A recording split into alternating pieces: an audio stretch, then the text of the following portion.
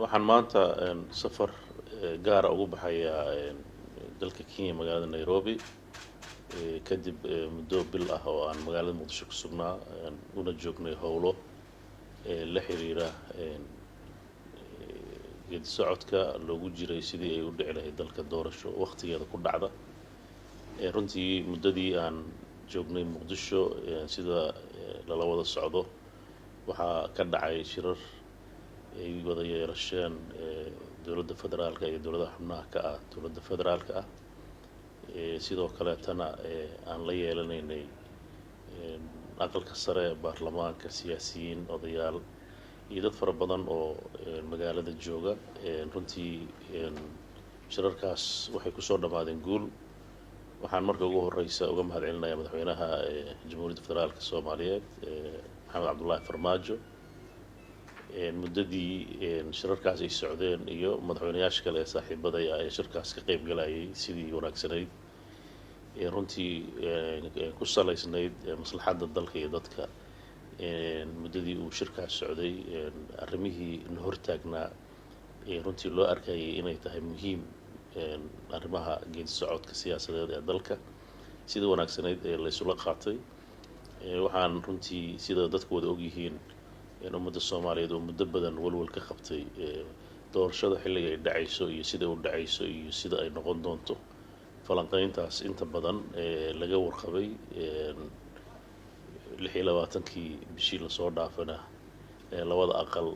baarlamaanka Soomaaliya ay ansixiyeen heshiiskii halka lagu gaaray xalayna sidoo kale waxaa soo gabagaboobay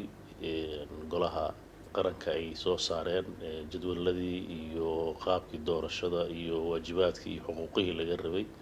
gudiyada maamulaya doorashada iyo ergada iyo arrimaha la xiriira murashaxiinta labada aqal intaba arrimahaas oo runtii intooda badan salkooda uu yahay habkii doorashada loo galay 2016 oo meelo isbedel uu ku yimid kooban inta badan laakiin saldhigu uu yahay doorashadii dadbaneed ee 2016kii la galay nooceeda iyadoo marka la arkay duruufaha dalka uu ku jiro iyo waqtiga la haysto in inta ka badan inay qabsoonto ay u muuqato inay adag tahay waxaan mar labaad uga mahadcelinayaa gudoomiyaha gobolka Banaadir iyo ahna duqa caasimadda Muqdisho iyo halwadeennadiisa iyo mas'uuliyiinta kale magaalada Muqdisho lagu soo dhaweeyay muddadii aan joognay sida diiran runtii lagu soo dhaweeyay sidoo kale maamulka madaxtooyada oo muddadii aan joognay halka wada shaqaynta iyo xiriirka howlaha aan u joogno noo fududeynayay waxaan rajaynayaa haddii Ilaahay idin ka dhigo walwal badan oo laga qabay dhinaca doorashada maanta inay soo idlaatay waxaan rajaynayaa muddooyinka soo socda in dalku uu geli doono doorasho si nabadana uu ku geli doono xasilooni ah waxaan bulshada Soomaaliyeed meel kasta ay joogo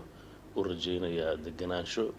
iyo nabadooda ay ku far adeegaan dawladnimadooda ay gacanta ku haystaan midnimadooda ilaaliyaan khilaaf kasta oo jirana wada hadal lagu xalliyo amnigana lagu dadaalo sidii dalka amnigiisa loo horumarin lahaa intaas ayaan rabaa inaan hadalkayga ku soo meero mahadsantiin